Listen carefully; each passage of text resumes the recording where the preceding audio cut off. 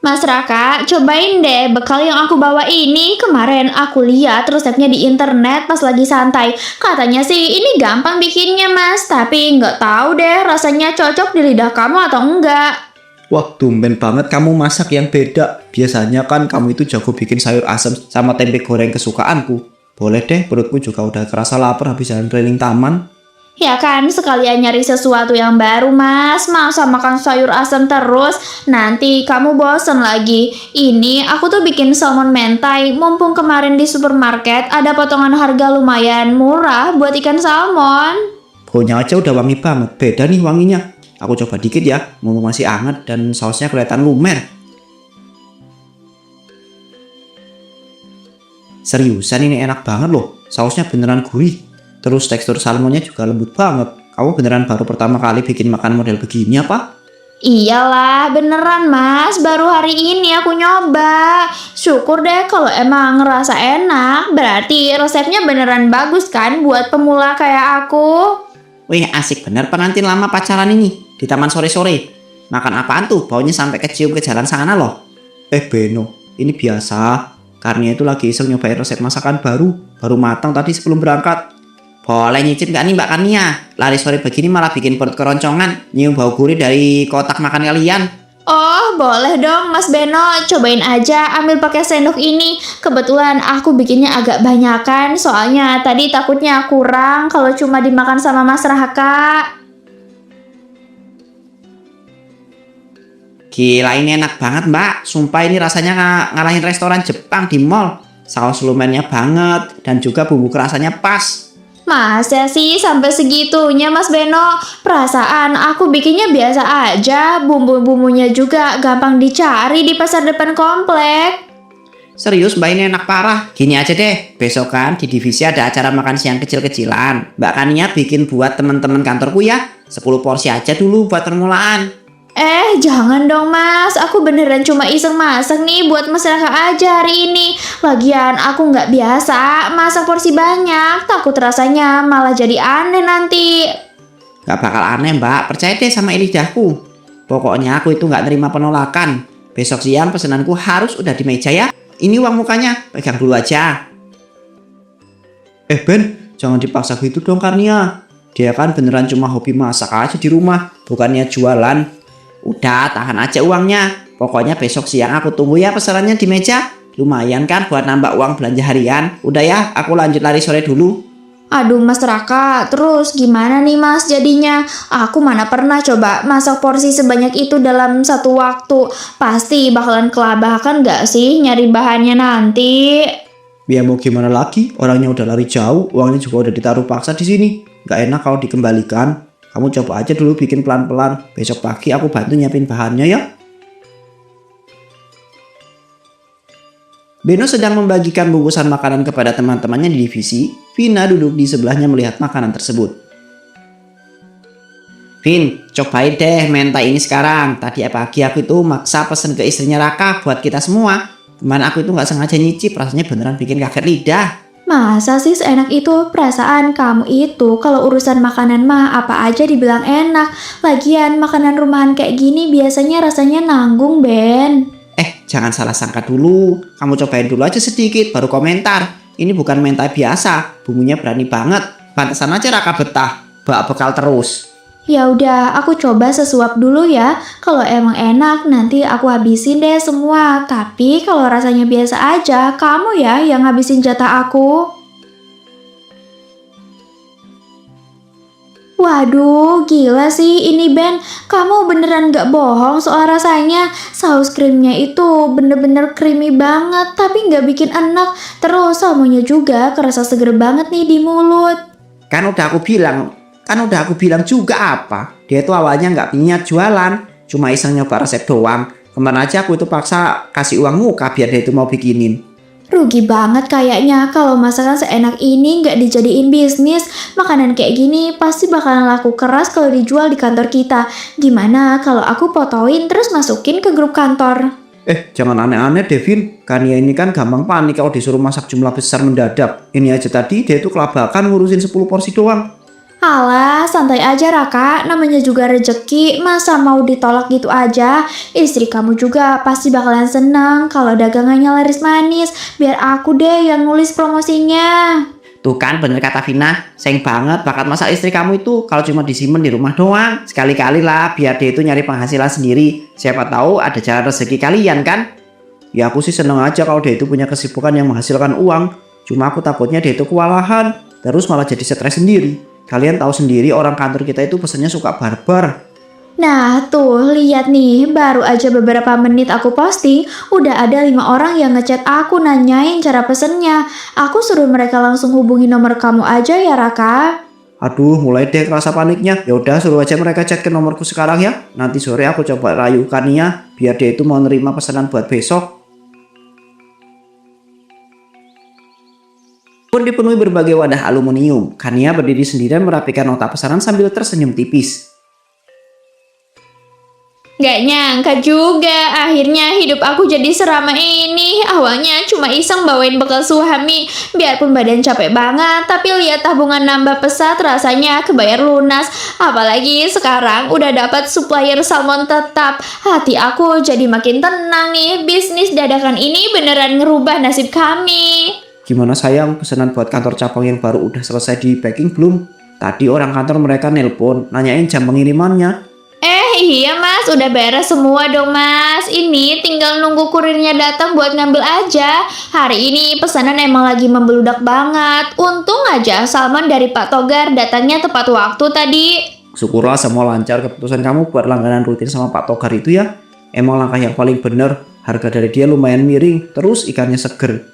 Iya mas, Pak Togar itu biarpun kelihatannya sibuk ngurusin pembeli besar, dia masih mau ngelayanin pedagang kecil kayak kita. Rasanya beban kerja aku itu jadi berkurang banyak mas. Kalau dilihat omset jualanmu ini bulan ini naik drastis banget dong. Vina sama Beno rajin banget nawarin mentanya ke divisi lain. Kayaknya kita itu harus kasih mereka makanan gratis besok. Setuju banget, nanti aku bikinin porsi khusus yang agak besar deh buat mereka berdua. Tanpa promosi dari mereka, bisnis rumahan ini kayaknya nggak bakalan seramai sekarang.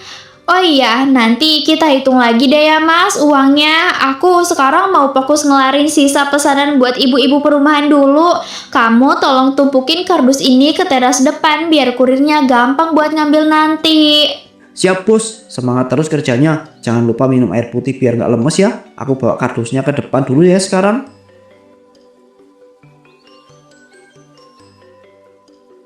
Togar sedang berbicara serius dengan Baskara di depan kotak-kotak pendingin besar. Jadi, gimana penilaian Bapak soal barang kita ini? Kualitas salmon dari gudang saya ini sudah paling bagus di pasar ikan ini. Bapak bisa cek sendiri. Tekstur dagingnya yang masih kenyal banget ini. Saya emang udah perhatiin gudang kamu dari lama karena restoran saya tuh bentar lagi mau buka 10 cabang baru.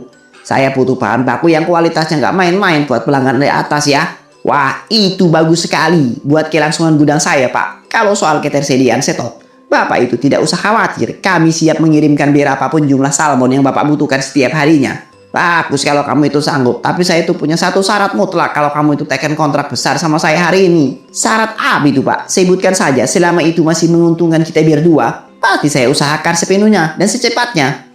Mulai besok seluruh pasokan salmon premium dari gudang kamu itu harus eksklusif disetor ke restoran saya saja. Kamu harus putuskan kontrak sama semua pedagang kecil atau catering rumahan. Saya itu bayar 2 kali lipat lebih mahal asalkan syarat ini jalan. 2 kali lipat harganya. Waduh itu angka yang gede banget Pak. Tapi kalau saya itu memutuskan pelanggan kecil mendadak, pasti mereka itu pada protes. Itu urusan kamu sama admin kamu. Ya, saya itu nggak mau ikut campur soal keluhan mereka. Yang saya pedulikan cuma bahan baku itu khusus untuk restoran saya dan tidak terganggu. Bagaimana? Kamu itu sepakat ambil tawaran ini? Saya sepakat Pak Baskara. Kesempatan besar seperti ini tidak mungkin saya tolak. Soal pedagang kecil itu biar nanti Yuni yang urus pemutusannya. Bapak tenang saja ya. Kania dan Raka sedang memotong bahan-bahan. Bentar ya Yang, ini ada telepon masuk dari admin Pak Togar. Tumben banget Mbak Yuni nelpon sore-sore begini. Biasanya kan cuma kirim chat resi doang. Coba diangkat aja mas, siapa tahu ada jadwal pengiriman yang dimajuin jadi sore ini. Besok kan pesanan kita dari 3 divisi kantor kamu lagi banyak banget tuh. Halo, selamat sore Mbak Yuni. Ada yang bisa dibantu nih? Tumben banget nelpon sore-sore gini. Selamat sore juga Mas Raka, saya nelpon ini mau menyampaikan pesan penting dari bos saya. Mulai sore ini semua pengiriman salmon ke tempat Mas Raka dan pedagang kecil lainnya terpaksa kami hentikan secara permanen. Hah? Maksudnya dihentikan permanen gimana mbak? Kita kan baru minggu lalu perpanjangan langganan buat sebulan ke depan. Uangnya juga udah lunasi transfer. Iya Mas Raka, saya paham, tapi ini sudah menjadi kebijakan mutlak dari Pak Togar karena gudang kami dikontrak eksklusif oleh restoran besar mulai besok. Untuk uang deposit Mas Raka, sudah saya proses transfer balik sore ini. Loh, nggak bisa seenaknya kayak gitu dong Mbak Yuni. Perasaan pesanan saya buat besok pagi itu kan udah ratusan porsi. Kalau pasokannya diputus sepihak sore ini, saya nyari salmon sebanyak itu dari mana Mbak? Mohon maaf sebesar-besarnya Ibu Kania, saya cuma membawakan yang dijalani perintah bos saya. Silakan Ibu mencari supplier ikan yang lain mulai sekarang. Izin tutup teleponnya dulu ya Mbak, permisi. Gile bener si Togar. Bisa-bisanya dia itu mutus kontrak sepihak segini tanpa ngasih peringatan. Ini namanya membunuh usaha orang pelan-pelan demi duit gede. Terus besok pagi pesanan kantor kamu gimana Mas nasibnya? Mereka kan udah pada transfer lunas ke kita. Aku nggak berani batalin pesanan mendadak. Pasti nama kamu juga kan yang bakalan jelek di kantor. Ya mau gimana lagi? Kita terpaksa mengembalikan uang mereka sekarang dan minta maaf. Karena bahannya itu kosong total. Daripada kita maksain jualan tapi rasanya hancur. Enggak Mas, aku nggak mau batalin pesanan mereka. Reputasi bisnis ini bakal hancur dan mereka nggak bakal pesan lagi. Aku bakalan coba deh cari salmon sisa di pasar ikan tradisional besok pagi. Pasti ada aja tuh yang jual walaupun harganya agak mahal. Kamu jangan nekat gitu dong. Pasar ikan pagi-pagi mana ada yang jual salmon bagus. Yang dadakan. Udahlah kita terima aja nasib dibuang begini. Aku bantuin ketik pesanan pembatalan buat anak-anak kantor sekarang ya.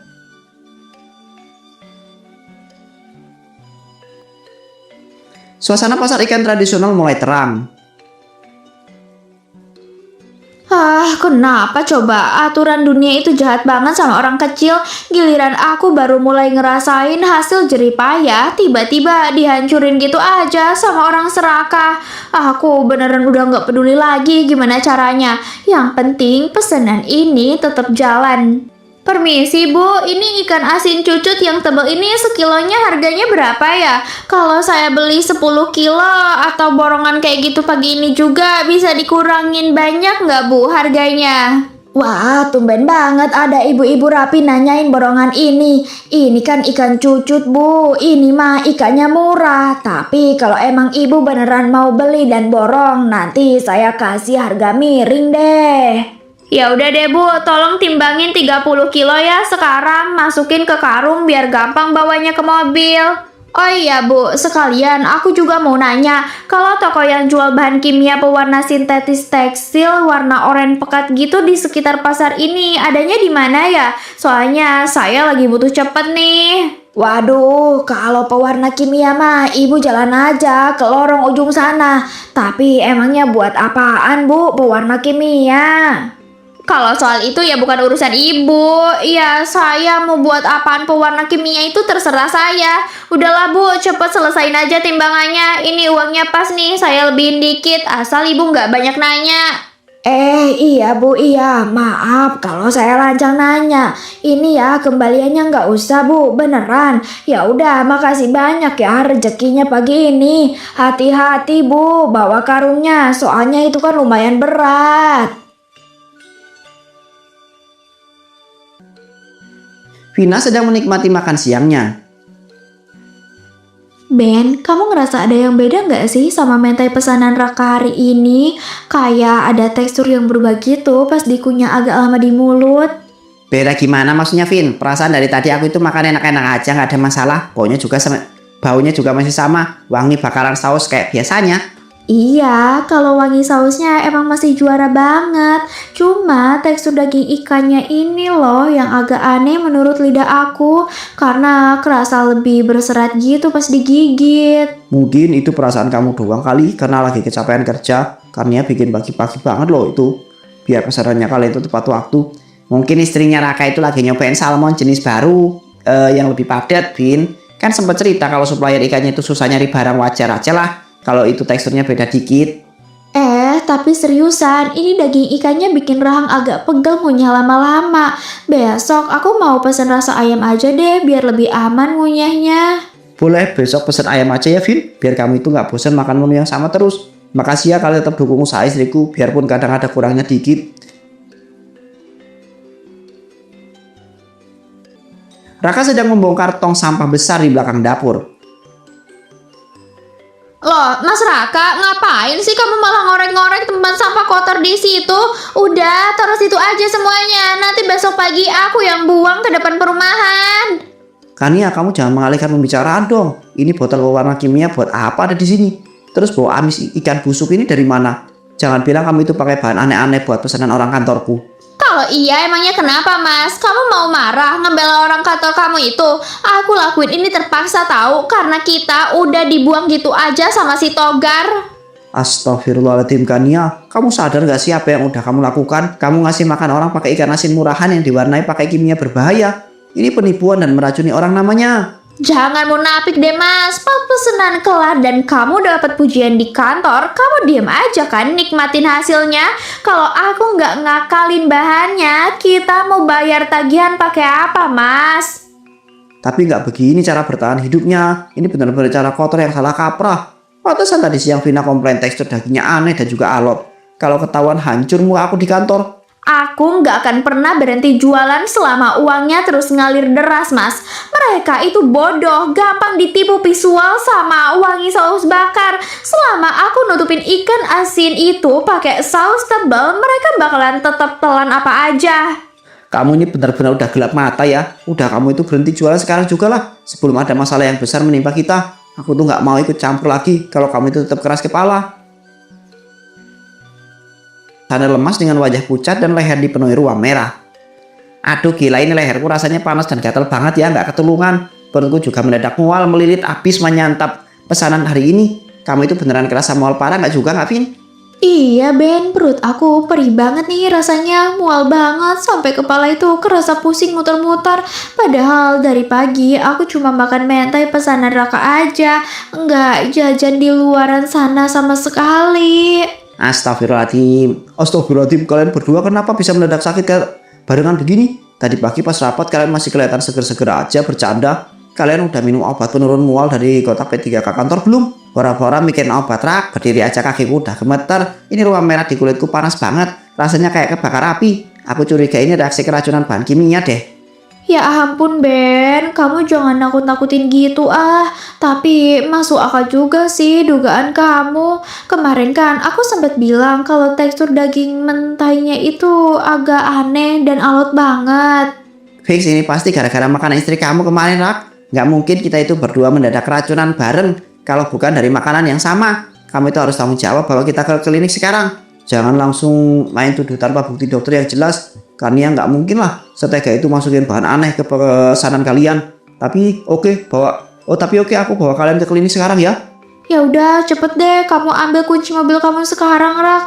Aku udah nggak kuat nahan mualnya. Rasanya mau muntah di sini. Kalau beneran karena makanan Kania, aku nggak ragu buat nuntut kalian nanggung jawab semua kerugiannya. Iya, aku ngerti kemarin kalian berdua. Aku ambil kunci mobil di meja dulu ya. Kalian tunggu di sini. Jangan banyak gerak. Kita berangkat ke klinik dokter umum depan jalan sekarang juga. Raka duduk mematung menatap layar ponselnya yang terus berkedip menampilkan komplain. Kania, kamu itu benar-benar udah kelewatan batas sekarang. Coba kamu lihat sendiri layar ponsel ini. Puluhan orang di kantorku itu masuk klinik barengan karena keracunan. Beno lehernya ruam, Vina muntah-muntah sampai dehidrasi. Ya ampun Mas Raka, mereka aja kali yang perutnya terlalu manja, keseringan makan makanan mahal. Namanya juga orang kantoran ya gampang sakit. Lagian mana mungkin coba ikan asin bikin keracunan massal seheboh itu. Kamu masih bisa ngeles di saat teman-teman aku terbaring lemas di klinik. Dokter udah memastikan penyebab ruam mereka berasal dari senyawa pewarna sintetis yang berbahaya. Kamu benar-benar gila kan ya? Udahlah Mas, kamu ini ngapain coba? Nggak usah lah nakut-nakutin aku. Aku ini lagi berjuang keras nyari uang buat nutupin kelemahan kita.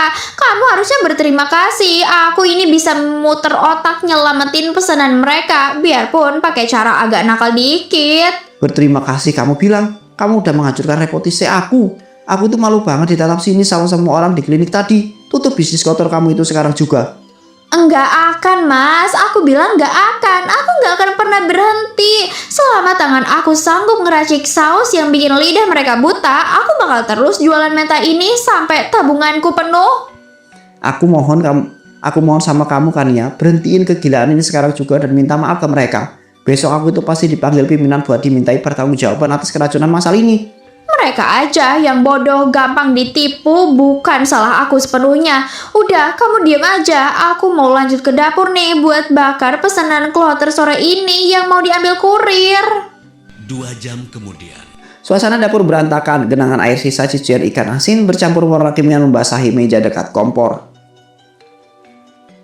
Di rumah ini tuh emang cuma aku sih kayaknya yang berani ambil sikap tegas. Orang kantor Mas Raka itu cuma orang sombong yang nggak tahu susahnya cari uang receh. Mereka pikir aku bakal nangis minta maaf, nggak bakal pernah terjadi. Mau si Togar monopoli pasar juga, aku udah nggak peduli lagi. Aku kan lebih pintar dari mereka yang cuma ngandelin modal. Sebentar lagi aku bakalan kaya pakai caraku sendiri yang mereka anggap hina ini. Tanpa Kania sadari, sisa pewarna sintetis murah dari racun ikan asin itu bercecer di meja telah menguap.